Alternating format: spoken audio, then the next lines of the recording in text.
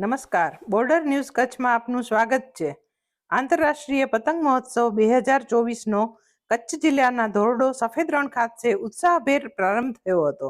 આ પ્રસંગે કલેક્ટર શ્રી અમિત અરોરા સહિતના અધિકારીશ્રીઓએ 12 આંતરરાષ્ટ્રીય કાઇટિસ્ટ સહિત વિવિધ દેશમાંથી આવેલા કાઇટિસ્ટોને મોમેન્ટો આપીને તેમનો ઉત્સાહ વધારીને આવકાર આપ્યો હતો.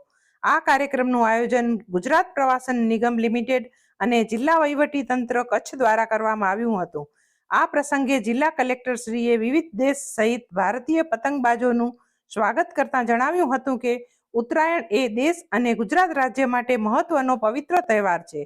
આ તહેવારને સમગ્ર ભારતમાં જુદા જુદા નામથી ઉજવવામાં આવે છે, પરંતુ તે આખા દેશને એક તાંતણે જોડે છે.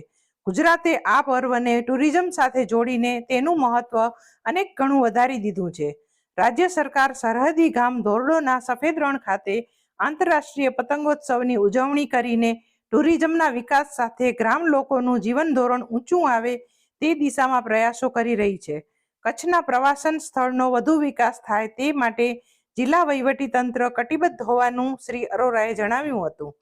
ધોરડો આંતરરાષ્ટ્રીય પતંગોત્સવ દરમિયાન Oman, Poland, Belgium, France, French Polynesia, Portugal, Romania, Tunisia, Singapore, South Africa, Ukraine, Vietnam તેમજ રાજસ્થાન, અમદાવાદ તેમજ કચ્છ જિલ્લાના કાઇટિસ્ટોએ અવનવી ડિઝાઇનની પતંગો સાથે સફેદ રણના આકાશમાં અનેરું આકર્ષણ જમાવ્યું હતું.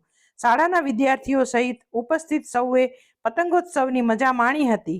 કચ્છી સંસ્કૃતિને ઉજાગર કરતી ડાન્સ કૃતિને વિદેશી કાઇટિસ્ટ સહિત મહાનુભાવોએ બિરદાવી હતી.